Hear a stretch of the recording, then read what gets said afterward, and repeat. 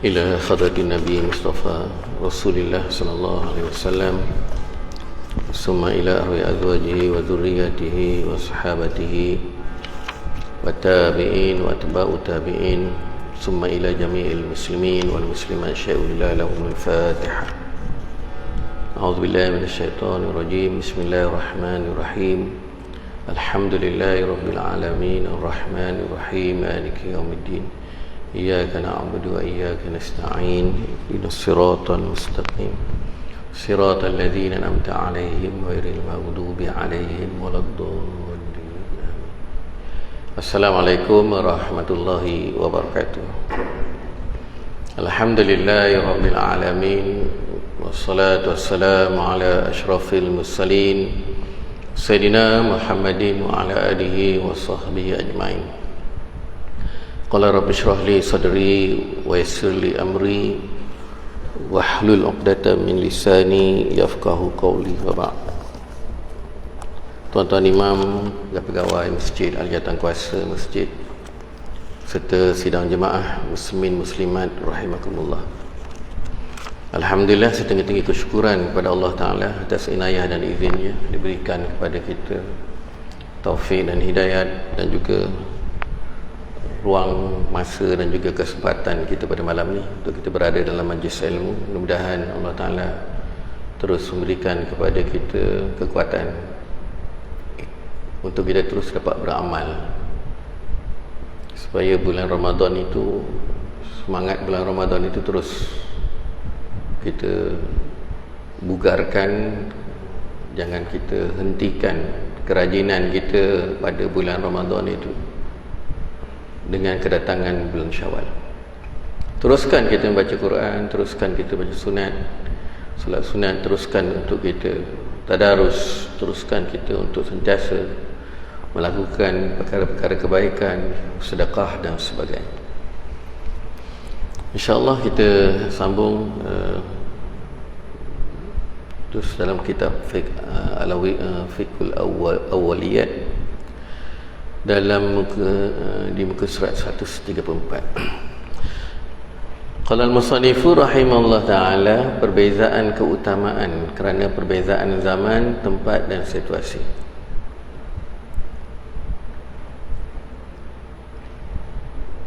Islam seperti mana yang tekan di dalam Al-Quran, antara setengah riwayat menyebut ayat Quran yang terakhir ialah al-yawma akmaltu lakum dinakum wa atmamtu alaikum ni'mati wa raditu lakumul islam madinah.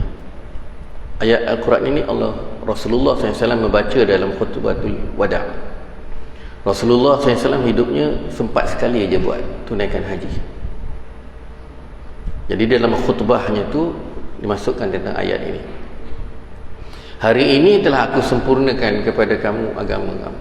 Al-yawma akmaltu lakum, aku telah sempurnakan. Ini Allah Ta'ala. Wahai Muhammad, hari ini telah aku sempurnakan kepada kamu agama kamu. Wa atmamtu alaikum ni'mati, dan aku sempurnakan nikmat kepada kamu. Wa raditu lakumul islam madinah, dan aku redha Islam itu sebagai agama. Habis daripada khutbatul wada', dia sebut khutbatul wada', yang betulnya bukan wida', wada'. Sayyidina Abu Bakar As-Siddiq menangis bila Rasulullah SAW habis membaca khutbah. Para sahabat bertanya kepada Abu Bakar, ya Abu Bakar, limaza tabki? Wahai Abu Bakar, kenapa kamu menangis? Sahabat tak boleh nak detect apa maksud dia tangisan yang dan juga ketajaman khutbah Rasulullah itu. Lantas Sayyidina Abu Bakar As-Siddiq menyatakan, wahai sahabat, ketahuilah bahawa sesungguhnya Nabi kita Rasulullah SAW akan meninggalkan kita selama-lamanya dalam tempoh masa yang terdekat. Setengah riwayat menyebut selepasnya tu Khalifah ataupun Abu Bakar Rasulullah SAW sakit, 11 hari selepas tu Rasulullah wafat.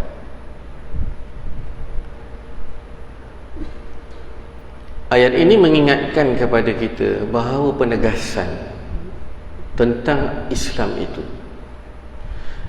itu adalah merupakan agama yang sesempurnanya. Al-Islam ya'lu wa la yu'la alaih. Islam itu adalah tinggi dan tak ada benda yang lebih tinggi daripadanya. Dan kita berdepan dengan satu fahaman selain daripada fahaman liberalisme, satu lagi fahaman pluralisme.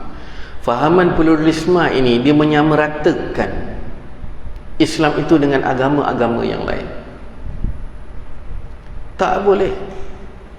Kita sebagai orang Islam kena kata bahawa Islam itulah agama yang sebenar-benarnya. Terpulanglah kepada orang penganut agama lain, dia nak kata agama dia, terpulang pada dia.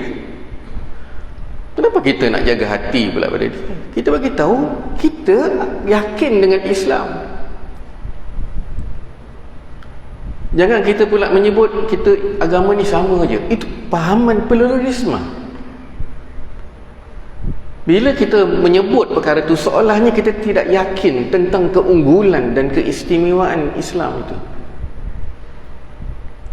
Dan Islam itu, walaupun kita berbeza zaman, pada zaman Rasulullah, Khalifah Ar-Rashidin, Khulafa Ar-Rashidin, Bani Umayyah, Bani Abbasiyah, sampailah rentetan kemudian sampailah kepada kerajaan Osmaniyah, bukan terpakai sampai itu saja, sampai hari kiamat,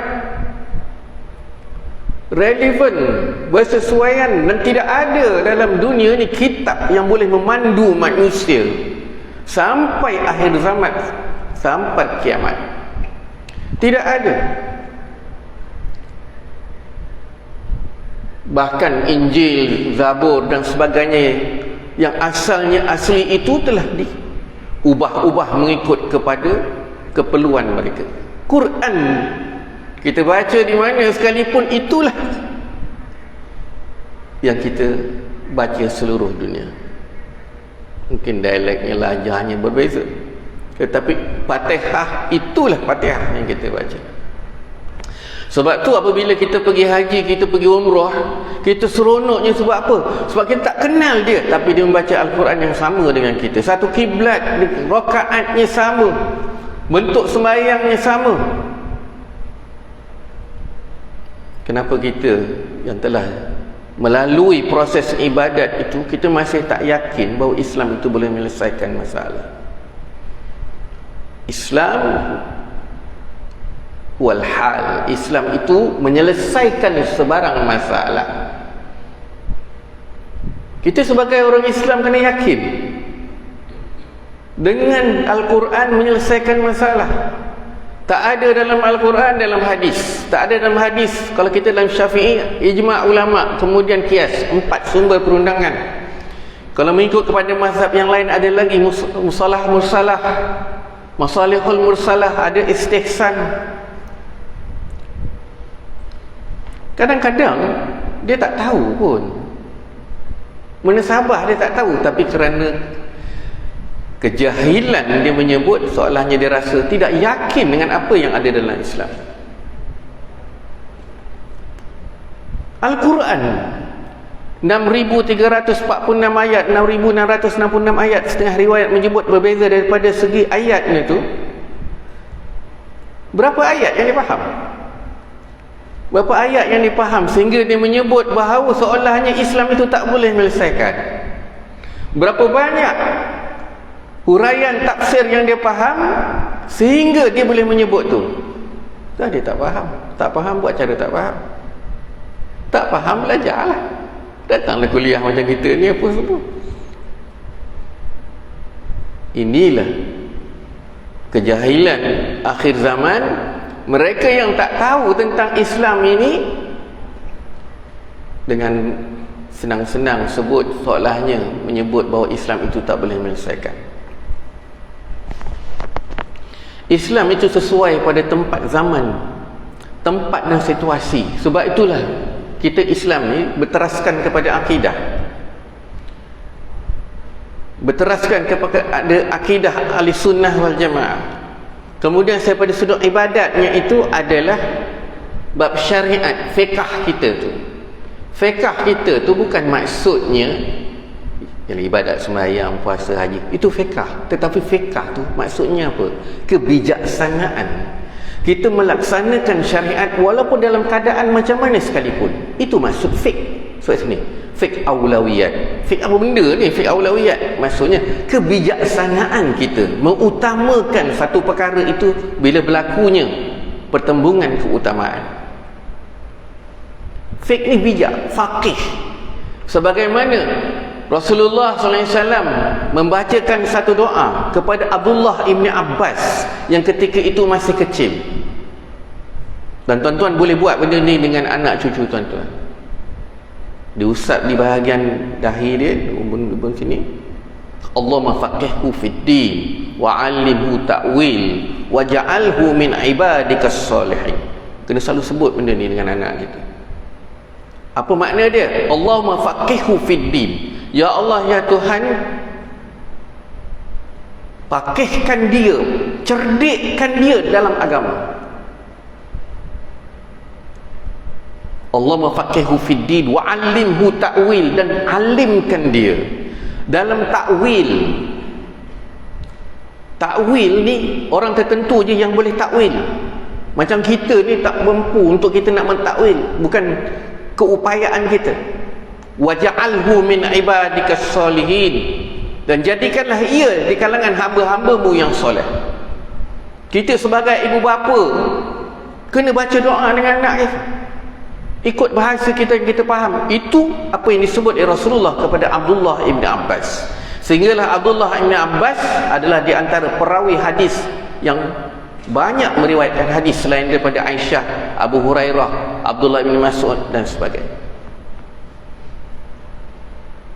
Walaupun zaman berbeza, walaupun tempat berbeza, situasi, keadaan berbeza, Islam syariat tetap dapat diselesaikan.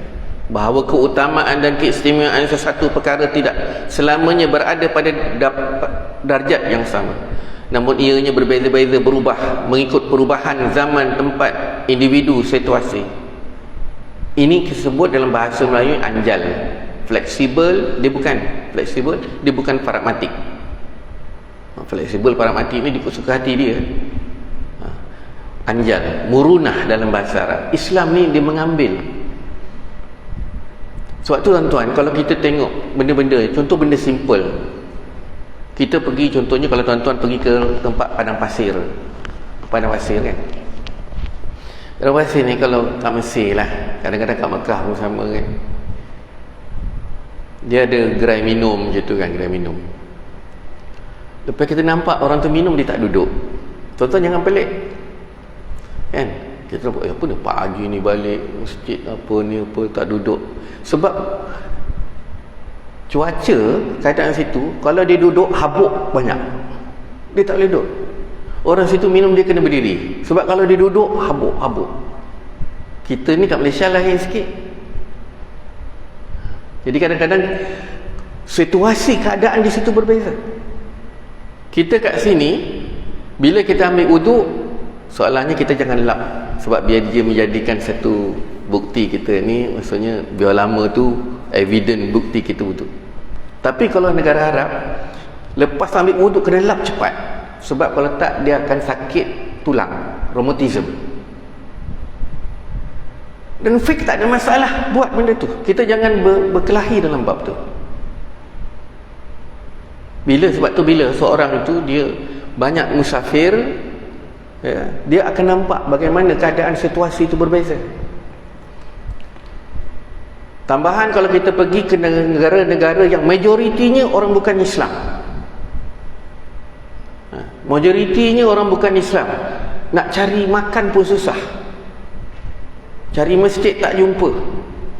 Kita kat sini lorong mana masjid ada, surau ada, tak ada masalah. Kita jangan marah orang situ, itu majoritinya orang bukan Islam.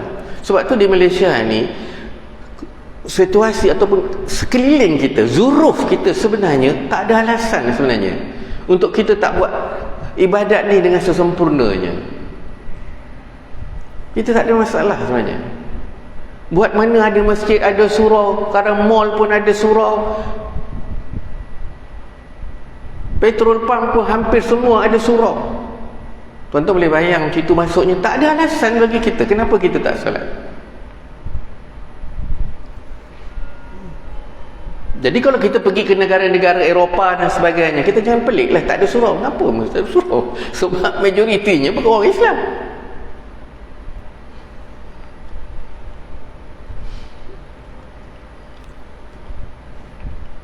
Maka dengan sebab itulah Rasulullah SAW dia ada memberikan, bukan pandangan Rasulullah SAW ni, apa yang disebut tu adalah merupakan satu kenyataan. Dan para sahabat ni dia suka tanya Rasulullah. Antaranya yang dia suka tanya pada Rasulullah, apakah amal yang paling utama ya Rasulullah? Sifat para sahabat dia beza dengan kita, tuan-tuan. Kita tanya apa, tengok. Kadang-kadang tanya kat ustaz kan, ustaz, kereta apa yang minyak paling jimat ustaz? Tanya dengan ustaz, kancil lah, kalau betul lah kancil. Tapi sahabat dia tanya dengan Rasulullah, dia tanya apa? Apakah amalan yang cerita bercakap ni fikir akhirat, bertanya dengan orang fikir akhirat.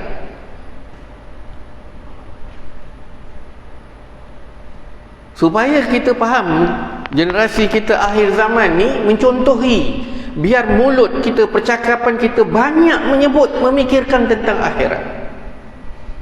Dunia fikir jugalah, tapi kalau kita asyik fikir tentang dunia, tak fikir akhirat, dia payah, tuan-tuan. Payah. Kita tak mahu lagi kita buat korban. Kita buat ibadat korban ni, kena faham, haram kita mengambil upah bila kita buat ibadat korban. Yang tukang sembelih ni haram kita bagi. Kalau kita bagi itu bukan upah, itu sebagai hadiah. Jangan pula kita ni mentang-mentang kita ni pakar sembelih kan, kita buat rate kita, lembu besar RM50, besar lagi RM100, satu kepala berapa ringgit, menunjukkan tak faham terhadap agama. Korek yang lahat kubur haram kita ambil upah. Kita bagi itu hadiah, niat hadiah lebih selamat lagi. Tapi kalau dia tak faham, jahil, dia ikut dia. Semua benda dia nak pakai duit belakang. Semua nak duit, memanglah duit kita nak, tapi janganlah semuanya nak.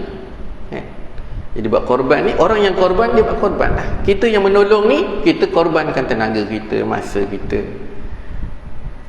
Jangan pula kita bagi tahu dengan orang yang nak buat jawatankuasa korban ni, mahal sangat lah. Kalau kita sebut gitu, tak payah korban. Saya bagi tahu dengan masyarakat saya, Korea saya, kalau rasa tak nak korban, jangan sebut macam tu. Mahal lah. Bila lembu datang, apakah lembu ni kecil pula, nak murah bela sendiri, korban sendiri. Bukan senang nak uruskan korban. Saya 20 tahun lebih buat urusan korban, tuan-tuan. Lepas tu saya lepas lah kat orang lain. Dah saya jadi pengurusi, saya bagilah orang lain. Bukan saya nak sangat jawatan tu. Tapi bila bagi, bukan senang.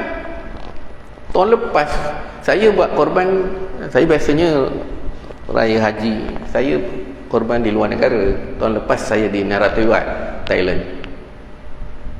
Biasanya saya pergi Kemboja. Masa saya nak sembelih kat Narathiwat, telefon, ustaz, lembu ni mati ustaz sebelum sembelih. Apa kamu buat apa kan? Rupanya seronok pakat tarik lembu tu kan, lemeh dia. Siapa yang bayar? Pengurusi kan kat Narathiwat tu lah. Saya pun kena bayar sekali, sebab saya pengurusi, kena ambil tanggungjawab. Jadi korban ni memang korban betul-betul, tuan-tuan. Ada ketikanya Rasulullah SAW disebut 3 perkara. Sebab sahabat tanya, apakah pekerjaan yang paling utama yang dilakukan, yang mulia di sisi Allah Ta'ala? Rasulullah kata, yang pertama bertani, yang kedua berkilang ataupun berniaga, yang kedua berkilang, yang ketiga berniaga. Bila berbeza-beza pandangan ini, bukan maksudnya Rasulullah menyebut tentang yang ini, apa ni, Rasulullah ni cakap lain-lain. Sebab Rasulullah tengok kepada keadaan dia, kan? Sebagaimana dalam satu hadis Rasulullah SAW mafhumnya menyebut, sesiapa dari kalangan orang Islam menanam sebatang pokok atau menebar benih, kemudian pokok tumbuhan tersebut dimakan oleh burung ataupun manusia ataupun haiwan, semuanya itu akan menjadi sedekah bagi dirinya. Maksudnya apa? Rasulullah galakkan pertanian. Dulu orang tak ada.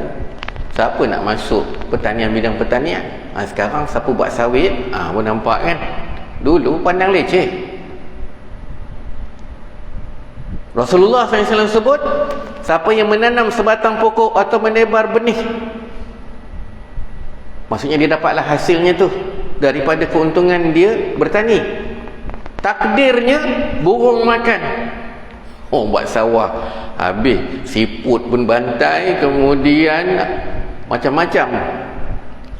Nak sampai tahap kita niatkan sedekah kepada siput pun payah, tuan-tuan. Tapi nak cerita kat sini, Rasulullah kata nak jaga buat pertanian ni pun ada musuh dia. Musuh ni satu binatang. Beli dengan baja, beli baja mahal. Kadang-kadang ada jugalah bantuan baja. Dijual pula tu baja tu. Ada. Baja dibagi free, dijual. Ini masalah. Racun. Mana ada racun? Racun kat Tolintan ni. Tuan-tuan boleh tengok siapa yang buat sawit ke apa, tanaman ke apa semua kan. Mana ada murah, mahal. Mahal. Dan musuh juga kalau dalam kita pertanian ni manusia. Sawit tinggi masa dulu 1000 setan. Buat kawalan tuan-tuan, security. Ada satu tu bawa kereta wira. Cuma kat dalam tu penuh sawit. Wira apa? Riuh musuh. Macam-macam lah cara dia nak mencuri tu. Kadang-kadang ada rem tu. Tahu dah kalau orang sawit ni, tahu dia kebun dia kat mana. Tapi rem ni beli orang tak ada sawit, 2-3 tandan dia bawa, dia beli. Ini masalah. Tapi Rasulullah SAW, kalau berlaku jenis macam itu, sedekahlah juga kepada dirinya. Bukan senang. Tambah kita nanam pokok pisang. Kalau tuan-tuan rasa bila aku nak ambil cepat-cepat, lepas kita balik, lepas tu ada orang rembat. Bukan buah ni pisang tu, daun pisang pun habis rembat. Dekat raya tu habis rembat. Apa salahnya kata dia? Tapi bila kita tanam rizab kan, pertanian penting mengikut kepada situasi dia. Tuan-tuan kalau tengok kepada, saya dah sentuh tentang sejarah. Kenapa Israel ni yang dia halau, jenis Israel Yahudi laknatullah alaih, dia jenis menjajah Palestin, kemudian dia halau. Tapi dia tahu macam mana dibangunkan tempat itu. Sebab bumi Palestin tu sumber airnya 1 kilometer. 1 kilometer tuan-tuan, korek baru jumpa air. Kita berapa kaki dah jumpa air dah di 1 kilometer. Tapi dibangunkan sehingga dibangunkan pertanian di Israel. Dia tidak bergantung macam Mesir. Mesir dia ada Sungai Nil. Sungai Nil ni pun kiranya subur-subur. Tapi mereka di Israel, di tempat bumi Palestin tu, mereka bangunkan teknologi tinggi dalam bidang pertanian. Sebab tu kalau kita tengok presiden ataupun yang geng-geng Netanyahu dan sebelum ni lah, daripada presiden dia yang pertama, Perdana Menteri dia yang pertama, semuanya adalah berlatar belakang pertanian. Dia bangunkan. Sebab itu jangan pelik kurma-kurma ni tuan-tuan. Kurma-kurma daripada Israel besar-besar. Besar-besar. Cantik-cantik. Sebab dibangunkan dengan teknologi pertanian. Dan sekarang Israel sekarang ni, dia adalah top 3 negara pertanian berteknologi tinggi. Dia bukan sahaja menanam tentang gandum dan sebagainya, dia menanam buah-buahan. Kami di Malaysia biasalah terima benda tu, tapi mana kita tahu kan, buat apple daripada mana kita nampak, makan je lah begitu. Apple, pisang, apa semua negara teluk habis semua masuk pasaran dia, sebab memang berkualiti, dibangunkan teknologi. Jadi pertanian pun penting untuk membangunkan kekuatan.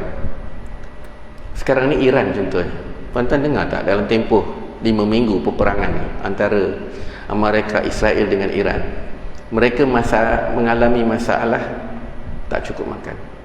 Tak. Sebab kalau kita tengok, Iran pun dia membangunkan pertanian. Ini negara perang ni tuan-tuan, negara perang. Iran ni lawan pula dengan mereka, dengan Israel ni. Memanglah rumah tu kiranya hancur itu, hancur sini dan sebagainya, tetapi bekalan makanan masih cukup. Kerana apa? Kerana Iran dia sudah 40 tahun dalam keadaan dia itu tidak diberikan pasaran dunia. Dia jual minyak pun secara senyap-senyap, black market dengan China dan juga dengan Rusia. Dia dah biasa 40 tahun dah di pulau. Kalau di Gaza ni satu bandar yang dikepung dengan tembok, peluru pandu kat situ. Memang hancur lah.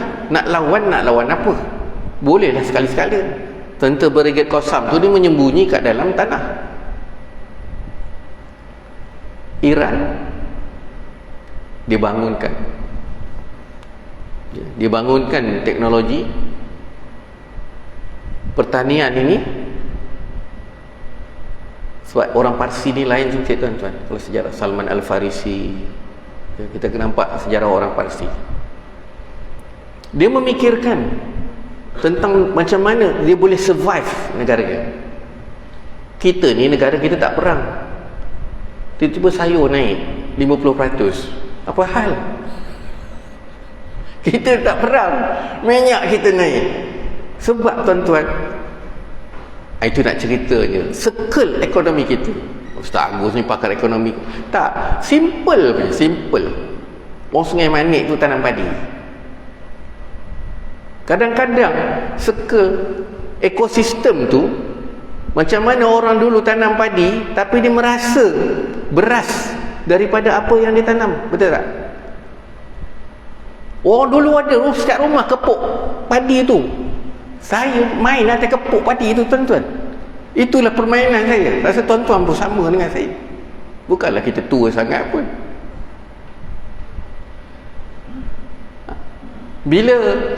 Bila nak makan, saya ingat lagi arwah ayah saya dia ambil kat kepuk padi tu berapa masuk dalam kampit plastik tu, pergi ke kilang kampung. Setiap parit tu kadang ada kilang, tapi sebelum tu kita jemur lah gitu.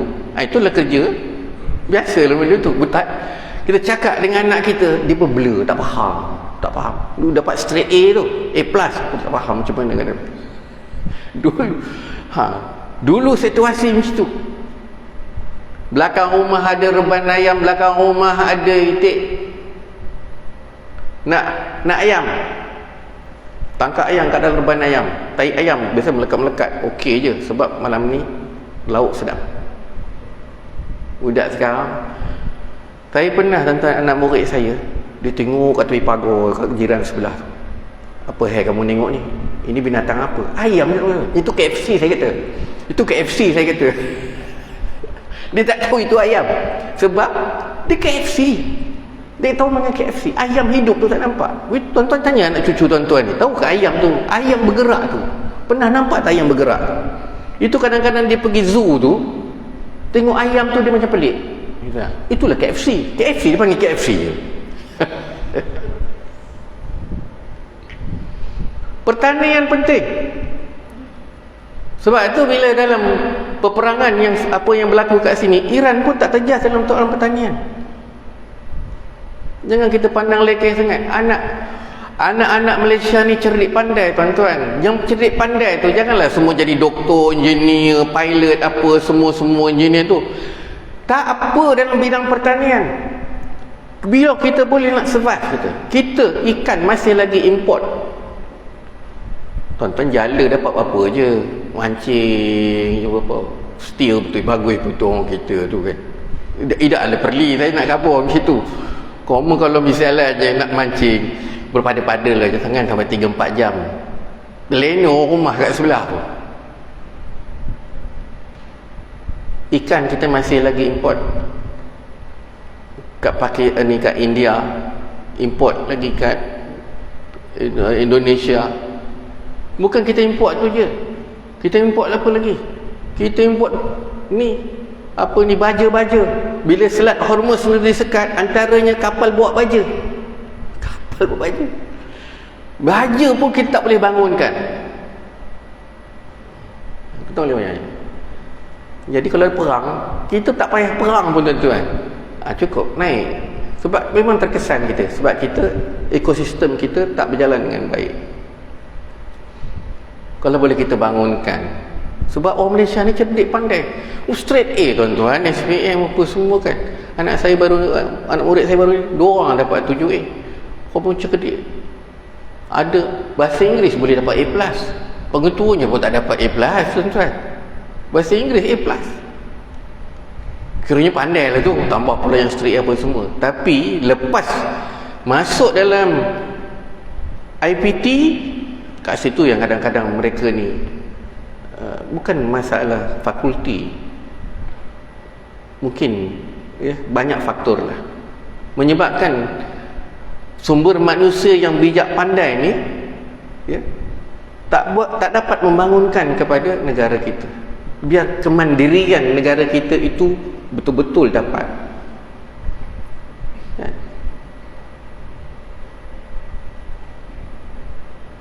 Sayur naik, semua naik. Sebab apa? Kekuatan kita tak ada. Yang kedua, Rasulullah SAW menyebut ialah tentang keutamaan dalam bidang perkilangan, iaitu bidang perindustrian. Melalui daripada hadis Rasulullah SAW, mafhumnya tiada suatu makanan pun yang dimakan oleh seseorang yang lebih baik dari hasil perbuatan tangannya sendiri. Dan sesungguhnya Nabi Allah Daud alaihi salam adalah memakan daripada hasil perbuatan tangannya sendiri. Nabi Daud alaihi salam dia buat apa? Perniagaan besi. Perniagaan besi. Jangan pandang lekeh yang bahagian kimpalan, bahagian apa semua tu kan. Maksudnya perindustrian, bangunkan. Apa sahaja perindustrian? Kita biskut pun orang kita pun nak cari biskut orang kita pun susah. Nak cari biskut pun susah. Roti gardenia itu je lah pun. Yang lain nak ceritanya bahawa kita dalam keadaan yang sebegitu.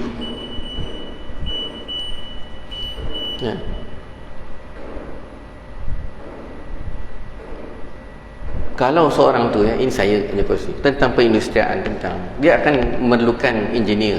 Kalau tuan-tuan ada anak engineer. Tetapi jangan selamanya dia menjadi workers, pekerja. Dia kena menjadi owner kepada factory tu, kilang tu. Jadi kalau kita menjadi engineer, jurutera dan worker, pekerja, kemudian kita setakat tu je lah. Kita hanya menjadi orang yang follower. Ini negara kita, biar kita menjadi owner. Kita empunya. Tak kira lah, ya, tak kira lah kita mampu buat saiz macam mana industri tu, tapi kita boleh bangunkan, itu dah satu benda yang circle tu betul. Kalau kita sentiasa untuk kita berhemat gitu, kita ada pulangan kepada ummah. Rasulullah panjang melihat benda ni satu benda yang sangat diperlukan pada masa yang akan datang. Tambah nak buat kapal terbang, buat drone. Drone, tuan-tuan, antara pakar drone kat dunia adalah anak Erdogan. Sebab tu drone ni, dia kos dia lebih murah daripada roket-roket. Kalau roket-roket Amerika tu, Amerika berbelanja satu hari dalam peperangan sekarang ni 8 bilion kali dengan 36 hari, 37. Tu yang dia tak mampu tu, satu hari 8 bilion. Drone yang digunakan di Iran, dia maksimanya dalam 20,000 ringgit, 20,000 lawan dengan bilion. Kemudian baru ni Amerika import drone daripada Ukraine. Kos dia lagi murah lagi, dalam 2,500. Sebab tu kualiti dia macam begitulah, dia tak boleh nak fight yang dibuat oleh Iran. Kalau kita tengok kepada Gaza, tuan-tuan boleh bayang Gaza ni kota yang dikepung. Bila masa dia buat, kilang tak nampak. Dia buat kat mana? Sebahagian kilang tu kat bawah tanah. Roket-roket bulu pandu yang ditala kepada Gaza tu, di repair balik, renovate balik, bangun balik, tala balik ke Tel Aviv, sehingga kan dia boleh menjangkau 300 km. Iran ni boleh sampai 4,000 km. Sorry, tadi tu 2,000 km boleh sampai Tel Aviv. Yang Iran ni 4,000 km boleh sampai ke mana-mana bandar-bandar yang berada di dalam dunia. Dibangunkan. Kita buat kapal selam tak timbul-timbul. Nah, kapal terbang bukanlah ini nak cerita aja, bahawa kita perlukan kepada, sebab ramai orang Malaysia cerdik. Kalau tuan-tuan tengok kepada mereka latar belakang ni, memang semua bagaimana orang Parsi. Sebab tuan-tuan kalau tengok sejarah Rasulullah SAW, dia berperang 84 peperangan. Rasulullah melalui 84 peperangan, dan antaranya peperangan itu diketuai oleh Khalid bin Walid. Very tactical. Kalau tuan-tuan baca sempat peperangan-peperangan tu, dan setiap peperangan tu berbeza dan sesuai, dan tak ada yang kalah kecuali dalam peperangan Uhud. Industri penting. Kalau kita tengok dulu, awal-awal dulu kita dapat kopiah daripada Mekah. Apa ni, made in China? Kita pula tak percaya. Rupanya orang China yang orang Islam tu sebenarnya penduduk dia lebih ramai daripada orang Malaysia. Dia bangunkan itu industri dia. Jadi kita baru lagi buat kopiah. Saya jual je kopiah tapi tak berapa laku.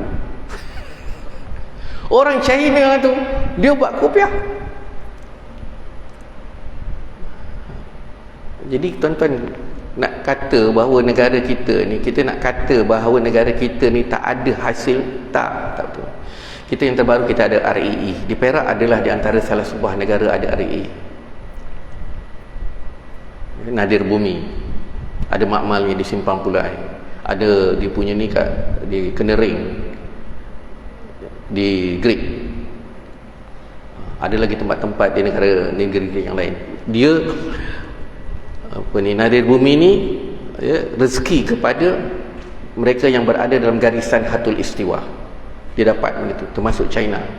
China dah bangun ke depan dah 50 tahun. Sebab tu kereta dia dahsyat-dahsyat. Kereta dia boleh sebut suara je. Entahlah betul ke, saya tak pernah naik lagi. Tak ada orang offer naik. Agaknya gini lah kot. Hujan. wiper. Dia sebab canggihnya tuan-tuan. Kereta kita tekan. China tu dia sampai macam tu tuan-tuan. Kalau kita tak kuat industri kita, habis. Dia masuk je, bunyi lampu tok. Saya dahsyatnya itu. Tu. Awak tak sanggup bayar loan kat bank tu lah kan.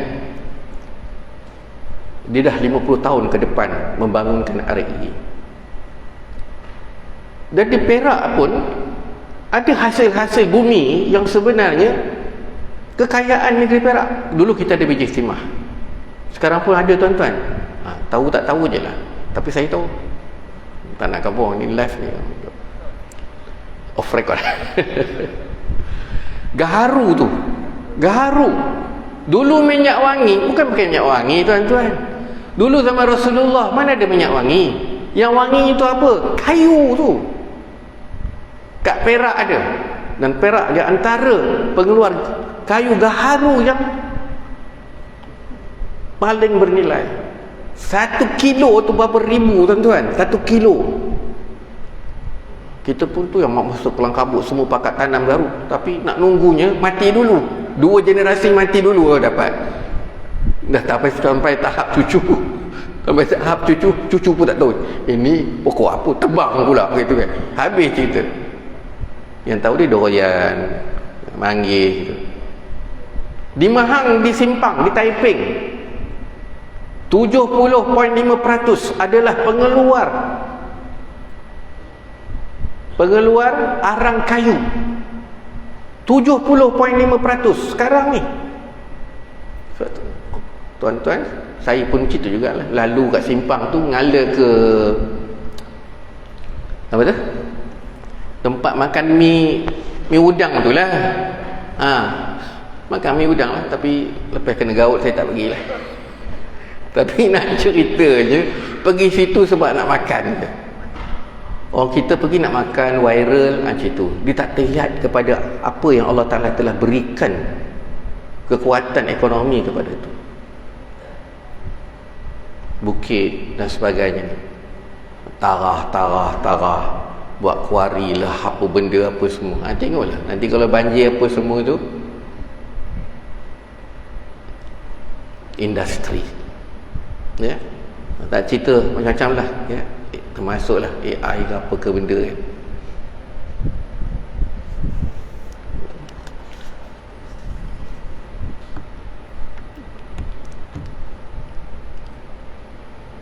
Kemudian tentang perniagaan ni maksudnya kita dah biasalah 9 daripada 10 rezeki itu kan sebenarnya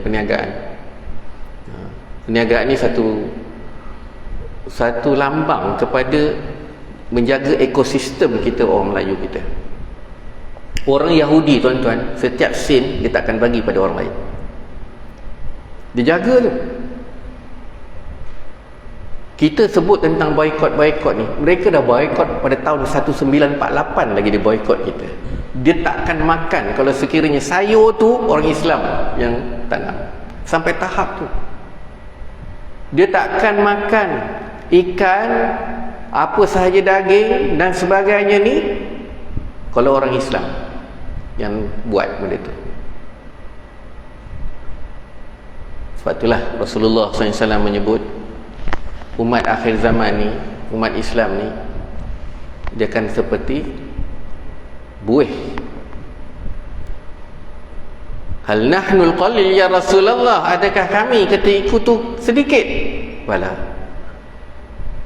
antumul kasir, kamu ramai, tapi kausai sail seperti buih-buih yang ditiup ke kiri lah dia pergi, ke kanan lah dia pergi.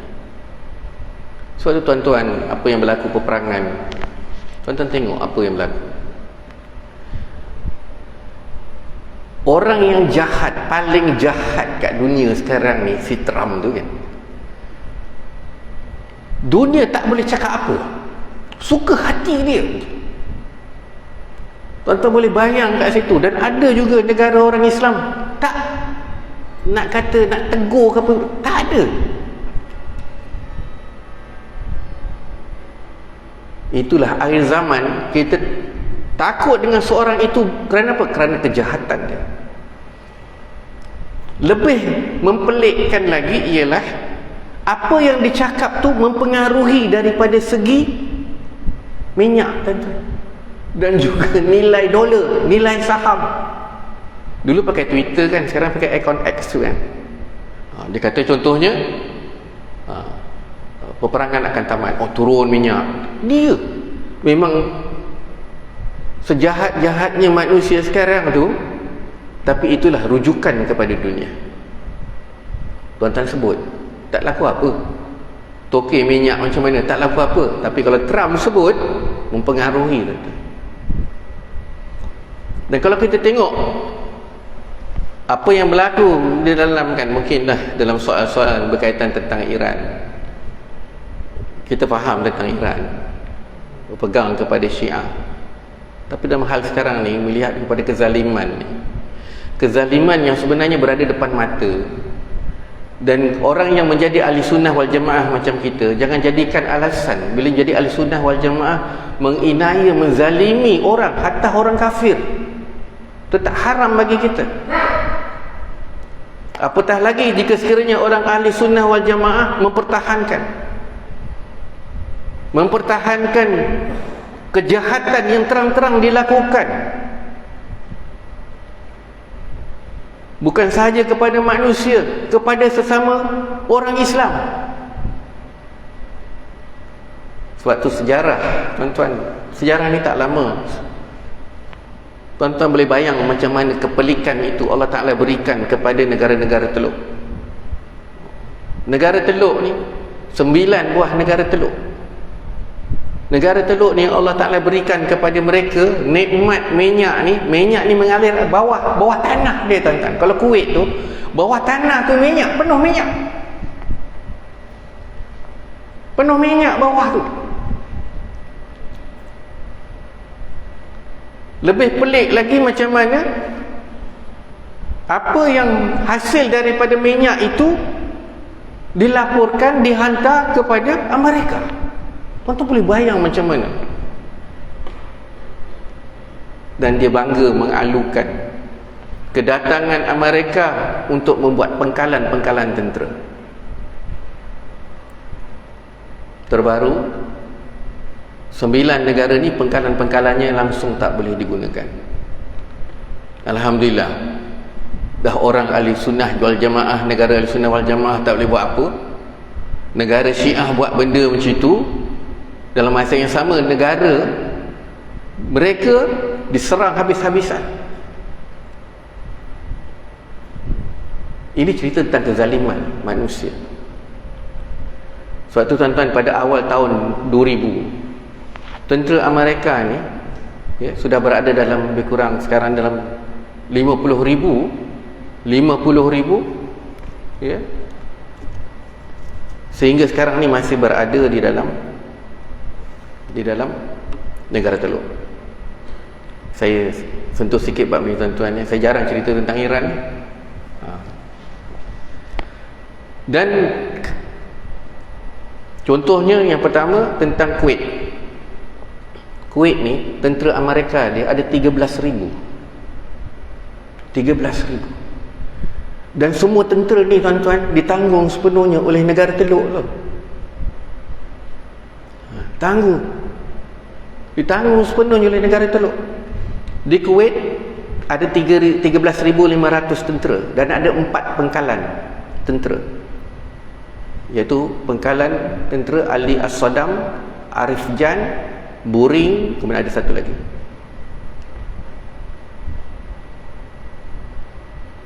Kemudian di Bahrain ada 9,000 tentera. Ini sebelum peperangan yang berlaku sekarang ni. 9,000. Ada 3 pengkalan.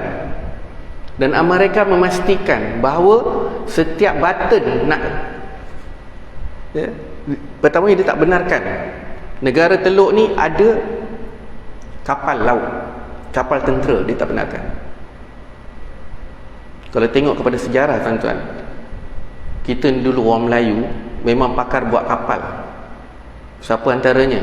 Ngah Ibrahim. Tuan-tuan search macam mana Ngah Ibrahim, dia buat kapal. Macam mana teknologi Ngah Ibrahim buat kapal. Itu cerita lain buat kapal pula. Dan di Bahrain dia ada 9,000, ada 3 pangkalan, antaranya di Manama, iaitu pangkalan Al-Jufair. Kemudian yang ketiga Qatar. Qatar ni adalah tempat paling besar pangkalan Amerika kat situ. Ada 13,000 tuan-tuan duduk dalam tu. Tu yang sebab transit Doha tu di Qatar tu tak dapat beroperasi airport. Itu yang buat umrah dia masih ikut lain-lain, iaitu pangkalan Al-Udaid.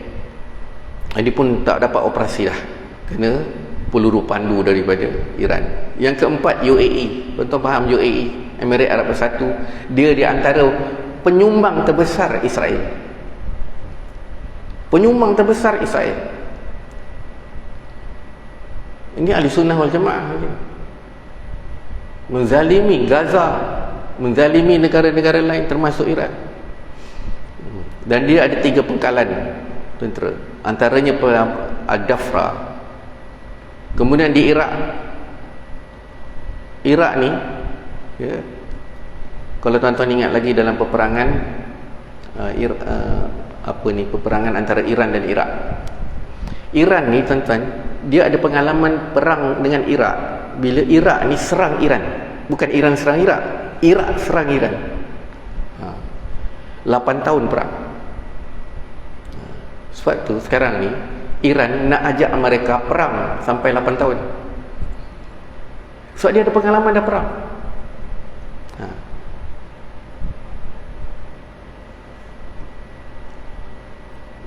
Di Iraq ada 2,500. Kemudian di Arab Saudi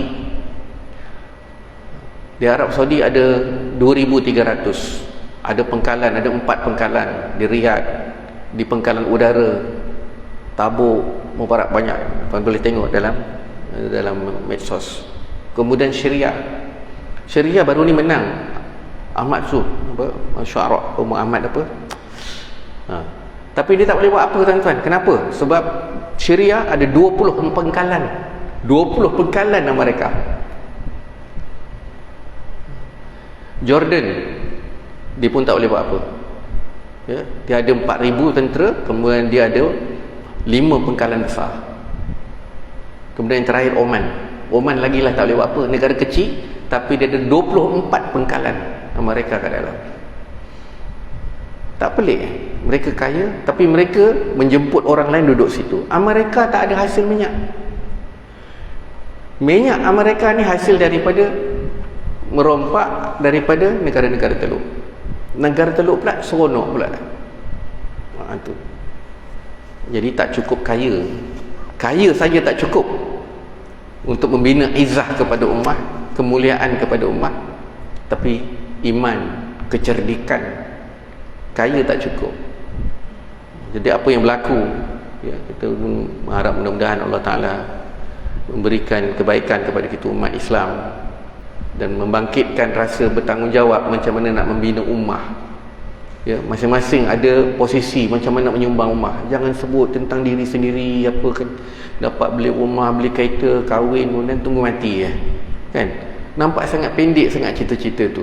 Biar kita ni menjadi orang yang ada menyumbang kepada ummah di posisi masing-masing. Mana yang boleh kita buat, kita buat. Sedarkan bahawa kita ni ada tanggungjawab kepada ummah, mengikut kepada kapasiti keupayaan masing-masing. Sebab kita orang Malaysia ni bijak pandainya banyak, tapi sejauh mana kebijaksanaannya itu dapat menguruskan kepada kebaikan kepada ummah. Saya rasa cukup sekadar tu. Mudah-mudahan Allah Ta'ala merahmati kita insya-Allah. Mohon istighfar Allah Ta'ala, maaf segala kekurangan. A'udzubillahi minasyaitonirrajim. Bismillahirrahmanirrahim. Allahumma faqihna fid din wa 'allimna ta'wil, hadina siratal mustaqim. Allahumma arina haqqan haqqan wa zidna tiba'ah wa batilan batilan wa ijtinabah. Rabbana atina fid dunya hasanah wa fil akhirati hasanah wa qina adzabannar. Wa sallallahu alaihi wasallam Muhammad walhamdulillahi rabbil alamin. Assalamualaikum warahmatullahi wabarakatuh.